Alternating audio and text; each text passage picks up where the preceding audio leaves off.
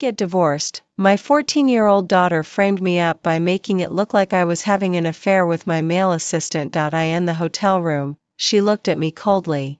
Aunt Isabel said that if you and Dad get divorced, she can be my new mom. I don't want you to be my mom anymore. I like Aunt Isabel better. My husband Ethan said in a cold tone. Olivia, you've really let me down. Isabel is indeed more suitable for educating Lily than you are. I was completely disheartened and went home to move out all of my things. I only left a divorce agreement and a letter severing the mother-daughter relationship. On the third day after being beaten up by the male assistant's girlfriend and her accomplices and being hospitalized, I stared blankly at the grayish-white ceiling in silence. The needle marks on my arm were still throbbing faintly. The mother-daughter relationship that I had nurtured for 14 years was shattered to pieces by a conspiracy. 3 days ago, I received a message from my husband Ethan. Shanghai International Hotel, waiting for you. I thought that this blockhead of a husband had finally come to his senses and remembered my birthday. Never had I expected that as soon as I knocked on the hotel room door, I was knocked unconscious. When I woke up, I was only wrapped in a thin bath towel. And the man holding me was not my husband, but my male assistant. Before I could figure out what had happened, the hotel door was smashed open.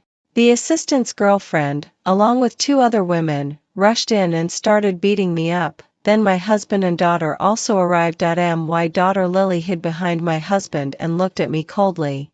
Aunt Isabel said that if you and Dad get divorced, she can be my new mom. I don't want you to be my mom anymore. I like Aunt Isabel better, Ethan said in a cold tone. Olivia, you've really let me down. Isabel is indeed more suitable for educating Lily than you are. Before I could explain, Ethan left in a huff, taking our daughter with him. In the hospital, I turned my head to look at the patient lying on the adjacent bed. She was very happy. From the time she was hospitalized until her recovery, all of her family members were busy taking care of her. But during the 3 days I was in the hospital, my husband and daughter only came to visit once. Before the tears could fall, a message came through on my phone. It was a video sent by Isabel. The background of the video was a high-end coffee shop near the university. Isabel had on elaborate makeup. And the man sitting beside her, bowing his head to cut the cake for her, was my husband Ethan, whom I had been married to for 20 years. In the 20 years we had been married, he had never taken such tender care of me. The only time on my birthday when I sprained my wrist and asked him to cut the cake for me, he simply called the restaurant waiter. What did he say that day? Olivia, is it appropriate for someone of my status to cut the cake for you? You're a mother already. Why are you being so melodramatic? Oh, so as his wife, I was being melodramatic. But when it came to cutting the cake for his mistress Isabel, he was more than willing. All the excuses were just because I wasn't worthy. The video continued. Isabel picked up a piece of fruit with a fork and fed it to Lily. Lily, be a good girl. Eating fruit will make you fair-skinned. Fruit salad was Lily's most hated food. In the past, just because I accidentally put a small piece of apple on her plate, she threw a huge tantrum. She smashed the plate and poured the food scraps all over me, crying her heart out. Finally, I had to promise that I would never make her fruit salad again before she was willing to talk to me again. But now, she happily ate up the fruit salad that Isabel offered her with big bites. One bite after another, she ate up the whole plate. She looked at Isabel with eyes full of dependence and happiness. I like Aunt Isabel best in the whole world. Isabel smiled gracefully and smugly and asked her in return, then don't you like your mom? Hearing this, Lily immediately showed a disgusted expression. I hate my mom the most. She just forces me to study. It's so boring. The daughter I had painstakingly raised was actually slandering me wantonly in front of outsiders, and her father, my husband Ethan, was just quietly listening beside her. I finally realized that I was being greedy, actually foolishly wishing to get love from such a father and daughter. Forget it. From now on, I don't want such cold-blooded family members anymore. On the day I was discharged from the hospital, I went home early and cooked myself a bowl of noodles in the kitchen. Unexpectedly, Isabel came with them. At the first sight of me, my daughter Lily covered her nose in disgust. The smell of cooking oil on you is disgusting. The kitchen range had been on all the time. She was just doing this on purpose to amuse Isabel. Sure enough, her exaggerated performance made Isabel cover her mouth and chuckle. She looked at me with eyes full of smugness and provocation. I put the dishes and chopsticks into the dishwasher, ignored her, and turned to go into the bedroom. But Ethan hurriedly chased after me and looked at me with disgust. How dare you come back? I calmly turned around. This is my home. Why can't I come back? Ethan looked at me with a look of disgust. You let your daughter see her own mother lying in bed with another man. How dare you still show your face in front of her? I looked straight at him. That day was a misunderstanding. Nothing happened between me and the male assistant. The reason I went to the hotel was because you sent me a message. Ethan's face turned green. He threw his phone at me. That day, Lily was using my phone to take online foreign language classes all day. How could I have sent you a message? I tilted my head and met my daughter's gaze. I noticed that in the angle that Ethan couldn't see, she gave me a sly smile. Sure enough, on Ethan's phone, I couldn't find that message. Moreover, I was surprised to find that the message on my phone was also gone. I grabbed my daughter's shoulders with both hands and asked, Lily, was it you who did this? During my hospitalization, only you touched my phone. Ugly old hag, don't get that wrinkled face of yours close to me. You're not my mom. Aunt Isabel is my mom. You don't deserve my dad at all, let alone being my mom. From now on, Aunt Isabel will be my mom. The old witch is pinching my shoulders so hard. Aunt Isabel, save me. Isabel pulled the daughter over and shielded her behind. Sister Olivia, don't be so fierce to the child. I gave her a glare. Seeing this, Ethan actually protected them both and stood in front of me. Isabel deliberately put aside her work to come home and accompany Lily today. It's okay if you don't show gratitude, but why are you putting on this ugly face for? Go to the hospital for a checkup quickly. There are still children at home. If you bring back some disease, I'll never forgive you. I stood at the door, with a cold look in my eyes. Well, I'm shameless while she's chaste. Let's get divorced. You three can be together from now on. My voice was soft but clear. A hint of disdain flashed in Ethan's eyes. Olivia, where did you pick up this bad habit? Threatening with divorce at the slightest provocation? Do you think you can threaten me? Isabel also stood up, speaking in a seemingly gentle tone to persuade me, but actually fanning the flames. Olivia, don't get me wrong. Ethan and I are just college classmates. I can see that Ethan is a good husband who is responsible for his family. You two have a lovely daughter. You should cherish it. How can you mention divorce so casually? Sure enough, the lines of green tea bitches are all quite similar. Besides, Lily has already told me. It was you who had an affair with the male assistant first.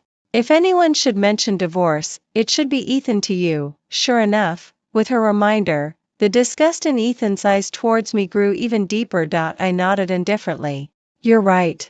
So I'm giving you this stinky shoe of his. After saying that, I turned around and walked into the bedroom, ignoring the secretly gleeful Isabel and the gloomy-looking Ethan behind me. Lily shouted at my back, Dad, divorce Mom quickly.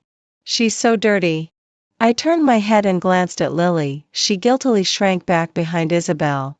At this moment, I knew that the daughter I had raised for 14 years was an ungrateful wretch. I had misinvested my feelings all these years. I packed all my things in the bedroom into a suitcase.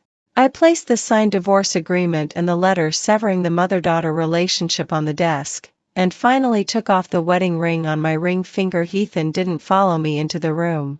From the adjacent study, the sound of heavy objects hitting the wall could be heard from time to time. Sure enough, Isabel's scheme had succeeded. Because not long after that, I heard the affectionate conversation between two people coming from the adjacent study. I felt as if I had fallen off a cliff, and many past events flashed through my mind. Ethan wasn't good at doing housework, but every time Isabel came, he could patiently study how to make pour-over coffee for her. As for me, in the 20 years of our marriage, he had only made tea for me once, and it was with the low-quality tea from the public tea room. Under Ethan's influence, the 14-year-old daughter also got closer and closer to Isabel.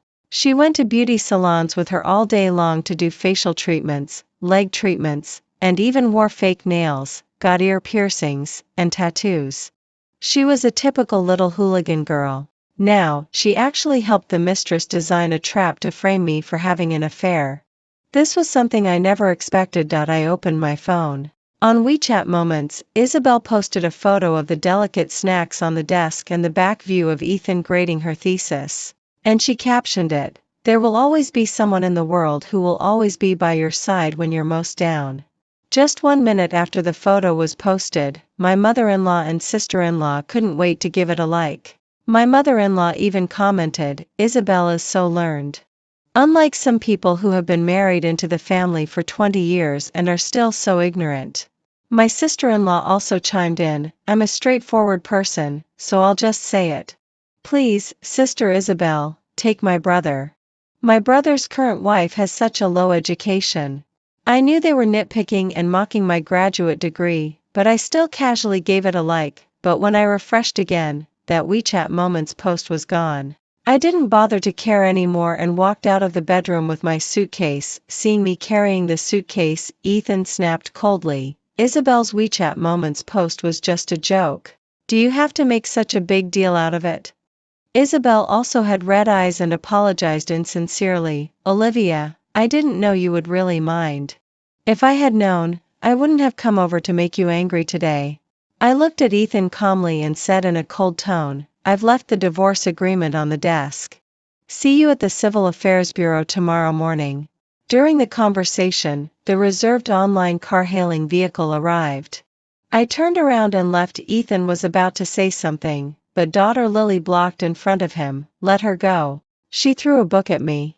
It was the review materials for the high school entrance examination that I had stayed up for a whole week to make for her. "Get out quickly. Aunt Isabel will be my new mom from now on, okay?" I opened the car door and got in. "Let's go, driver." The vehicle drove away, leaving the father and daughter far behind. In the car, looking at the receding scenery outside the window, I recalled my relationship with Ethan, and back then, in order to successfully complete my graduate studies, I worked part-time while studying.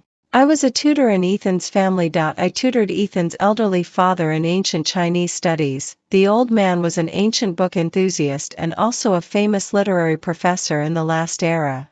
Because we had similar interests, I got along very well with the old man. He even wanted to recommend me to his alma mater for a doctoral degree and promised to help me apply for a full scholarship.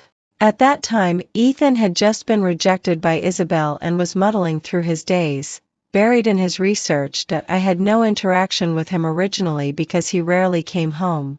Only on holidays would he come home to visit the old man. So even though we were from the same university, he had never known me. Until Isabel went abroad for further studies, he was once again immersed in academics and couldn't extricate himself, and because of this late-night discussion, I got pregnant with my daughter. After that day, Ethan was almost driven out of the house by the old man.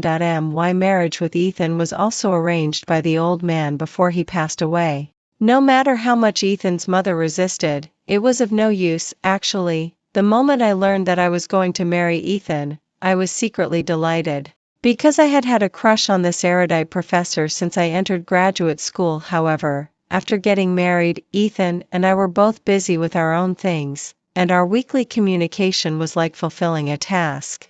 Only after an academic discussion related to Isabel would Ethan excitedly burst into my study and chatter on and on to share with me. Our relationship had a brief revival just before Isabel returned to teach in our country, but to my surprise, everything changed after Isabel came back. At the welcome party, she tearfully said that she had been headstrong and missed her best academic partner, and now that she had come to her senses, she had to collaborate again. So she returned to our university, and upon hearing the news, Ethan, even disregarding the appointment to discuss a thesis with me, rushed straight to the school. After Isabel returned to the school, she gradually took over my marriage and family, until my husband and daughter both became her most loyal followers. The vehicle stopped steadily downstairs of the staff dormitory of the City Museum. I got out of the car with my luggage and opened the single apartment that the curator had always reserved for me. Before I could even finish unpacking my luggage, I received a call from the curator. "Olivia, we've received a task from above. A batch of precious ancient books has been discovered in Xi'an and needs to be urgently restored. The high-speed rail ticket for tomorrow has already been booked for you. Hurry up and pack your luggage and set off. Don't worry, this task is urgent. When you come back, I'll accompany you to explain to your Ethan." "No need, curator. I'm planning to get divorced and focus on the ancient book restoration work from now on." I replied softly. Ethan didn't like it at all that I was wholeheartedly devoted to ancient book restoration. He thought it was boring and said that it would make me unable to spare any attention to take care of our daughter. I used to care about him and our daughter. So whenever the curator arranged work like business trips for me, I would always decline if possible. Now I finally realized that the only things that won't betray me are those seemingly old ancient books in the museum. Hearing what I said, although the curator's tone carried a tinge of regret, he was ultimately relieved. "Oh, Olivia, it's good that you've come to your senses. You're excellent. To be honest, we all think that Ethan doesn't deserve you." A warm current flowed through my heart. The curator had treated me like his own daughter all these years. I smiled with relief. "Well, I think so too." That night was the most peaceful night I'd had in recent years. I didn't have to prepare coffee for Ethan, who was working overtime, nor did I have to prepare a midnight snack for Lily, who was staying up late to finish a thesis. I slept soundly until dawn. I simply washed up and dragged my luggage directly to the entrance of the Civil Affairs Bureau. But after waiting for 3 hours, Ethan still didn't show up. I sent him over a dozen messages, but he didn't reply. As the departure time of the high-speed rail was approaching, I had to leave first. After going through the ticket-checking procedures and before turning off my phone, a piece of academic news popped up on the news interface. Famous Professor Ethan announced that he will co-host a major research project with Dr. Isabel. College classmates are really an invincible existence. Is Ethan going to personally promote Isabel now? I couldn't help but sneer, exited the news interface, and turned off my phone. Looking at the scenery speeding by outside the train window, I was calm. No matter what they do in the future, it has nothing to do with me. Putting on my headphones, I immersed myself in the professional audio about ancient book restoration until a violent jolt woke me up. The passengers around were all in a panic. I didn't have time to think about what had happened. The next second, the high-speed rail made an emergency stop, and my head bumped against the seat in front of me without warning. In the university office, Ethan had just finished the discussion meeting about the research project with Isabel. That he then noticed that there were over a dozen unread messages from Olivia on his phone. A colleague joked, "Mrs. Ethan still cares about you as always.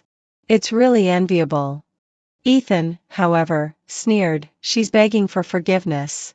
I still have to keep her at arm's length so that she'll know not to interfere with my work casually." But he was interrupted by an unknown call. "Hello, is this Mr. Ethan, the husband of Ms. Olivia?" At 11 o'clock this morning, the high-speed rail that Ms. Olivia was on unfortunately derailed due to a malfunction. 3 years later. "Mom!" A loud voice rang out in the yard. I put down the ancient book in my hand and walked out of the study with a smile. A little boy covered in dirt rushed into my arms like a cannonball. I casually picked up a wet wipe to wipe his face. After a few wipes, the white wet wipe was smeared gray, and then the little boy's fair and clean little face was revealed. "He is Lucas, an orphan I adopted 3 years ago after I came to Xi'an." "Little muddy monkey, did you go digging in the dirt again?" The little boy showed his front teeth. "I caught a cricket." He sounded quite proud. Do you still remember the seal characters I taught you yesterday? "Mom, I'm hungry." Lucas stuck out his tongue, and his big eyes rolled around as he started to change the topic. "I helped the curator sort out a big box of ancient books this morning. You must be so tired." I rubbed his soft hair and looked at the smart little boy with satisfaction, feeling warm in my heart. "There are wontons and steamed eggs left for you on the table. After eating, wash the bowls clean." Mom has to go to work. The little boy's eyes lit up immediately, and he said excitedly, "Don't worry, Mom." He ran with his heels hitting each other and rushed into the kitchen to start eating. I then changed into my work clothes and walked towards the museum with my restoration tools. In these 3 years, more and more precious ancient books have been discovered, and my restoration skills have become more and more proficient. But I had only been working for a while when the curator rushed over to me in a hurry. "Olivia, you'd better go home quickly. Someone saw your Lucas being bullied at the entrance of the museum." I was so worried that I rushed towards the entrance immediately, but at the entrance, I saw Ethan and Lily, whom I hadn't seen for 3 years, as well as Lucas, who had been pushed down to the ground by Lily. "Olivia." Seeing me appear, Ethan walked towards me eagerly.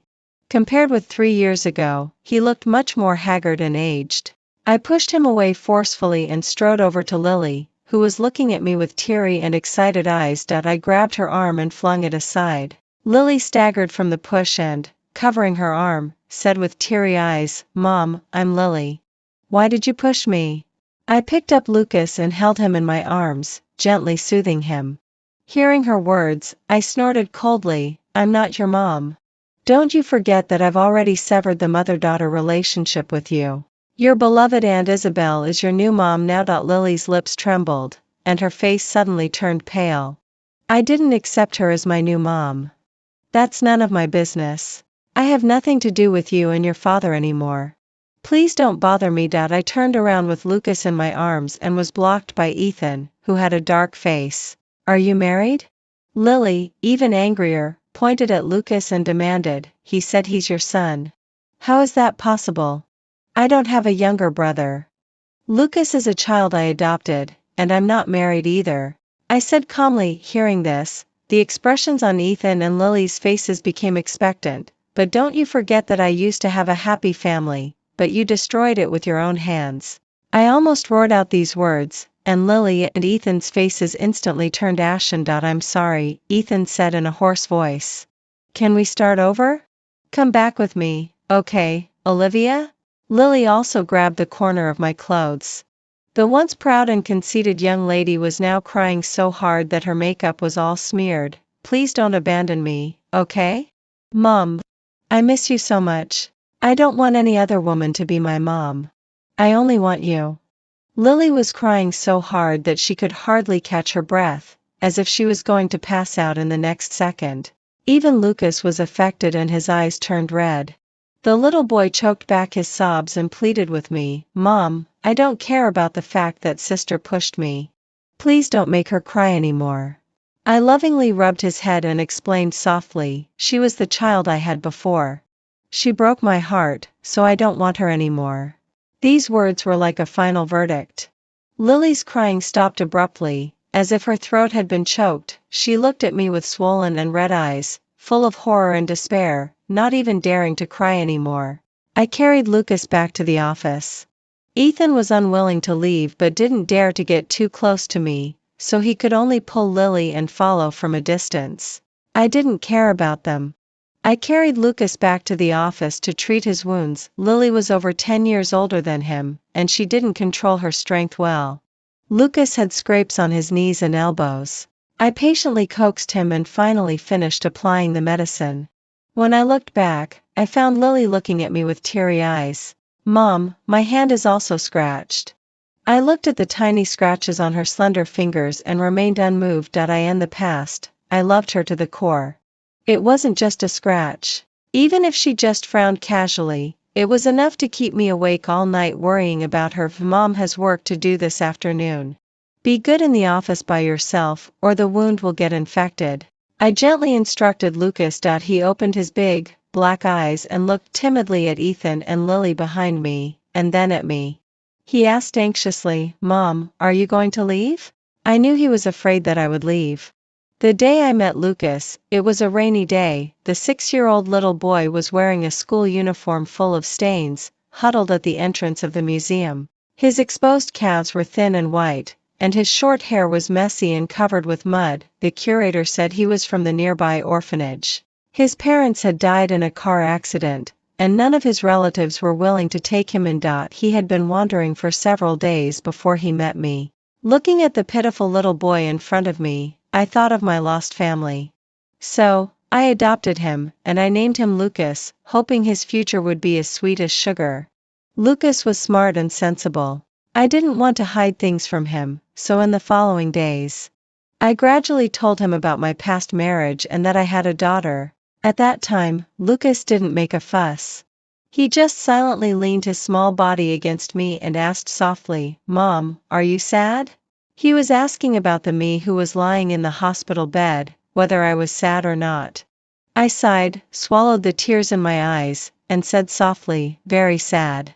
Hearing this, Lucas stretched out his small hand and gently patted my back, as if he had made some kind of determination. From now on, Lucas will love Mom well. Mom, don't be sad anymore. From that day on, I had a son in my life, and no longer had a husband or a daughter. The memory was interrupted by Lily, who was slowly approaching. She had grown a lot taller and looked more and more like Ethan. She would be a beauty who could charm boys in the future. "Mom, could you please repair this for me?" Lily opened her hand, and what she was holding was, surprisingly, the book she had thrown at me on the day I left. I stared at the book in a daze. But Lucas was quicker than me. He pushed Lily's hand away and said seriously, "There are so many words densely written by Mom on this. But such a precious thing was broken by you. Now you still have the nerve to ask Mom to repair it again." I didn't do it on purpose. Lily blushed with shame, lowered her head deeply, and didn't dare to look at me again. Ethan seemed to finally remember the process of me making this high school entrance examination review material for Lily. At that time, he was still thinking about Isabel all the time and always had to go abroad to attend academic conferences every now and then. Lily was very unhappy and, at such a young age, deliberately skipped classes and missed exams, trying to get Ethan's attention in this way. I couldn't get in touch with Ethan, and the teacher said Lily needed parental care. I was extremely worried and stayed with Lily all day long. To help her improve her grades, I even stayed up for a week to make this high school entrance examination review material for her. The day she threw this book at me was the day the mother-daughter relationship between us was broken. Mr. Ethan, please don't disturb me and my son. I gave the two people in front of me an order to leave.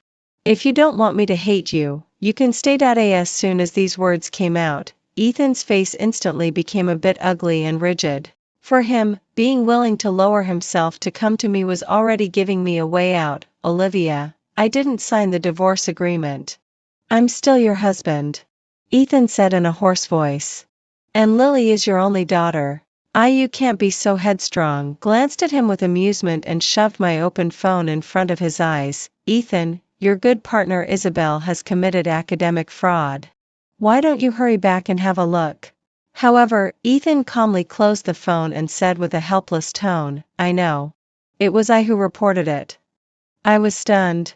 But I quickly realized it was just nonsense. Could Ethan be willing to report his mistress and first love whom he doted on so much?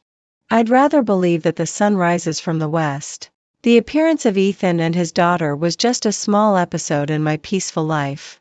I didn't take it seriously at first. But unexpectedly, Ethan actually rented a house near the museum and simply settled down there. Lily, the young lady who had been spoiled since childhood, actually learned from Lucas and tried to please me. Lucas would get up early to sort out ancient books and would prepare a cup of coffee for me to take to work before going out. Lily would carefully make a pot of tea. The tea leaves were my favorite Longjing. She would hold the teapot and wait outside my office door, looking eagerly through the glass door, afraid of missing me. Then she would be surrounded and watched by Lucas and the interns, feeling extremely embarrassed. Lily was very shy. Lucas said to her triumphantly, "Don't compete with me for Mom." Lily was so embarrassed that she could die, but still she was stubborn. "She's my mom too. I was born by her." Lucas retorted, "Then why would Mom rather have me, the adopted one, than you? You'd better reflect on it." Lily was left with tears in her eyes but could do nothing about it. While Lily and Lucas were bickering with each other, Ethan was wholeheartedly focused on me. He seemed to think that as long as he lowered himself and courted me properly, I would forgive him and get back together with him. So, when I returned to the office, what I saw was the comical scene of Ethan wearing gloves and restoring an ancient book. There was a pile of already restored ancient books on the table. Seeing me enter, Ethan showed a flattering smile. "Olivia, you're back? Come and see how I've restored this." I looked at him calmly and suddenly smiled. Ethan was a bit flattered. "Olivia, have you forgiven me?" But Lucas glared at him and said angrily, "Mom is allergic to acidic paper, so she can't touch the one you're restoring. And she's best at restoring silk manuscripts, so she's not interested in those paper ancient books you've restored at all." You see, even a little boy who has only been with me for 3 years can clearly know my specialty. But Ethan, my husband who keeps saying he loves me, doesn't understand at all. I used to often do these restorations before. Ethan was like a student who had made a mistake, standing there dumbfounded. I said softly, "Because it was required by the work. Because it was work, I didn't care. But now, I live only for my own interests." Back in the lounge, I changed back into my work clothes and planned to continue restoring the ancient book at hand. The next second, the door was pushed open. Lily walked in carefully, holding an ancient book in her hands. She had grown a lot taller and looked like a younger version of me between her eyebrows and eyes. "Mom, this ancient book was found by Dad and me together." After all, she was still a child. I didn't want to argue with her either. I took the ancient book and put it aside. Lily didn't leave. She looked eagerly at the notebook I made for Lucas on the bookshelf. There were cartoon avatars of me and him drawn on it, looking like a real mother and son. Suddenly, Lily started to cry, silently, but the tears just couldn't stop flowing. I was a bit surprised. Combining with Ethan's words, "It was I who reported it," a bad guess came to my mind. After I left, "Was Isabel not nice to you?"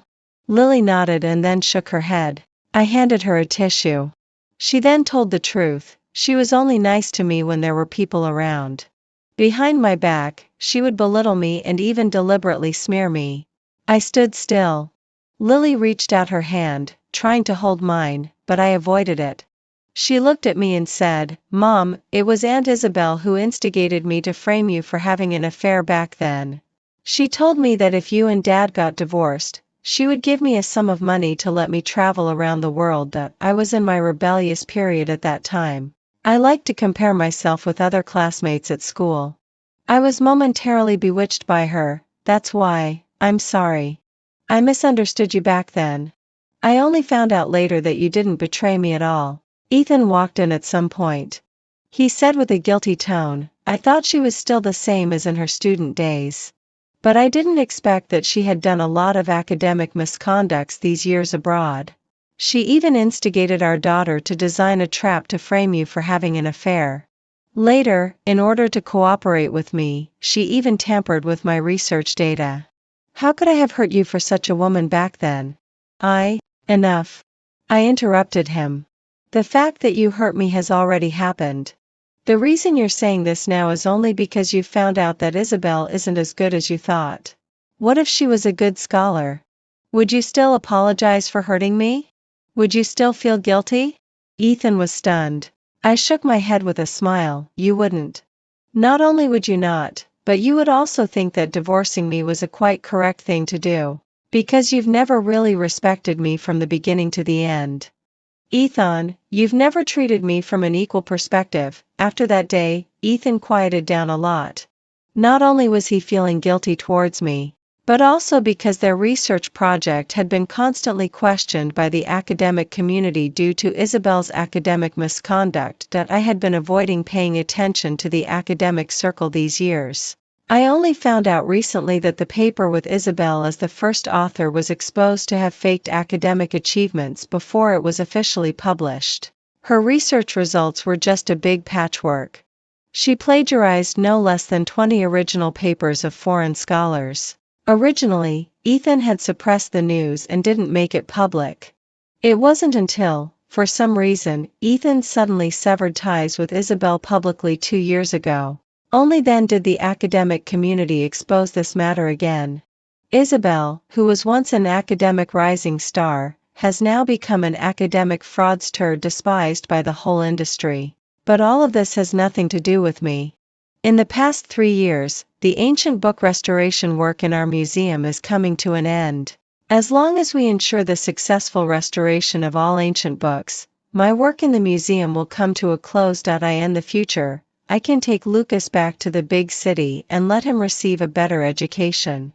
Thinking of this, my mood has been much better every day. It was my turn to work the night shift on this day. The ancient book restoration room in the museum is underground and relatively enclosed. It's always silent all around at night. Even though I've been working here for 3 years, I still get a bit nervous. Every time I work the night shift, Lucas would always bring his toy robot to accompany me. I would play science popularization videos for him on the tablet while continuing to restore ancient books with a magnifying glass myself. In the latter half of the night, Lucas fell into a deep sleep, hugging the robot. However, I heard unusual footsteps outside the restoration room. Lucas's robot suddenly lit up with a red light and sounded an alarm. Because of the preciousness of ancient books, there will be lawbreakers eyeing us. Sure enough, before I could press the alarm button, the door of the restoration room was suddenly pried open. The whole basement was plunged into darkness. The incident happened instantly when I pressed the alarm button. The safe behind me was full of precious ancient books that had already been restored. Once they fall into the hands of thieves, the consequences would be unimaginable, but there was also the awakened Lucas beside me. I couldn't let him get hurt. In order not to let the thieves discover us, I held the tweezers for restoration in my hand, hugged Lucas, and carefully moved towards the emergency exit. But we still made some noise when going upstairs. There were 3 thieves in total, all young people wearing masks. They ran towards us. I was so scared that I picked up Lucas and rushed out. But obviously, I couldn't outrun them. However, just when I was about to be caught, Ethan burst in through the door with the security guards who arrived in time. But nobody expected that those thieves had brought electric shock batons. The moment the sound of electric shock rang out, Ethan lunged towards me. But I subconsciously pushed him away and tightly protected Lucas in my arms. Finally, all the thieves were captured, and Ethan was sent to the hospital in time. He was injured by the electric shock because I pushed him away. I took Lucas in the car to visit him, who had already come out of the emergency room in the university-affiliated hospital. His arm was bandaged. When he saw me, his eyes lit up for a moment and then quickly dimmed. I placed a book on the bedside table and comforted him. Lily has been picked up by her grandmother. School is about to start. Ethan nodded. I glanced at Lucas, who was obediently waiting at the door, thought it over carefully, and then continued. In the future, I will take Lucas and leave here to send him to school in the big city. I don't want him to have any connection with the Ethan family. Let's get divorced when you recover. Ethan found it a bit hard to accept, and his eyes immediately turned red. Suddenly, I couldn't quite remember what the Ethan who used to be so absorbed in research for Isabel looked like in the past. His tone was humble yet resigned as he said, "So there's really no chance for us two anymore?" After a moment of silence, I nodded. Ethan, like a convicted criminal who had just received a verdict, suddenly closed his eyes, and his chest heaved uncontrollably as he sobbed once. He was crying. Tears slid down his haggard cheeks. He choked back his sobs and apologized. "I never thought about getting divorced from you, Olivia. I stopped caring about Isabel long ago. But I had cooperated with her for 10 years. I couldn't accept the fact that she betrayed me. That's why I kept subconsciously choosing her. But I never thought about hurting you because of her. I punished Lily privately for framing you. During the days you were in the hospital, I canceled all of her credit cards. It was precisely because of this that she deliberately opposed you. It was my fault." He was delivering an apology that was 3 years late. But I didn't need it anymore. On the day I heard about your high-speed rail accident, I was extremely scared. I never thought about losing you. Fortunately, it took me 3 years to finally find out about you. But I didn't expect that you would really, never want me and our daughter again. In the end, Ethan couldn't control himself anymore and burst into loud sobs. I stood up helplessly and, in the midst of his heartbroken crying, walked towards Lucas, who was looking over here curiously. I crouched down and asked him, "Come on, Mom, Olivia will take you to see the newly arrived ancient books." Lucas excitedly held my hand and hopped away. Half a month later, Ethan was discharged from the hospital. He came to the city where Lucas and I worked and went through the divorce agreement with me. Besides giving me a house and a car, he also transferred a generous research fund to me. I accepted it all. After all, raising a child requires sufficient resources. In the future, I will cultivate Lucas into an independent and confident person. Not like I used to be, being timid in the academic circle. In my eyes, Olivia was always taciturn. Just like her work, it was extremely boring and couldn't be compared with Isabel at all. But for some reason, every time I came home and saw her, my restless heart would always be soothed. So, I started to work at home on purpose, just to be able to see Olivia and then strike up a conversation with her on the pretext of discussing academic issues. Looking at her focused side face, I found it very attractive. That late-night discussion was an accident. I didn't intend to have a relationship with Olivia. But when my father asked me to marry Olivia afterwards, I was unexpectedly relieved and even had some anticipation and joy. Life after marriage was as calm as ever. She was always wholeheartedly devoted to her ancient book restoration work. This made me very dissatisfied. So I deliberately said that her work was too boring and used our daughter as an excuse to ask her to focus more on the family. Actually, I also knew that these were all the accusations I forced upon Olivia. She was a very responsible mother. But my daughter was very much like me, both being spoiled people. Willful and arrogant because of our talents. Since Isabel returned to the country, Olivia had started to act strangely. She was always alone in the study, staring blankly. Or she would get angry and be in low spirits because I had discussed academics with Isabel. I was also very annoyed. I thought she didn't know how to cherish her position a bit, but I was also secretly proud. Did it mean that she cared about me a lot? So, I deliberately discussed academics with Isabel and even wrote a recommendation letter for her. Anyway, most of those recommendation words were just templates. But as long as she got jealous, I would double my care for her after just doing this once. But I never expected that she would have an affair with her male assistant and even abandon our daughter. After seeing the divorce agreement, I was furious. I even agreed to Isabel's proposal of jointly applying for a major research project in a fit of anger. Only I knew that I was a bit panicked. This panic grew stronger and stronger after she ignored me for the whole night. Until I received the phone call notifying that the high-speed rail she was on had derailed. I completely broke down.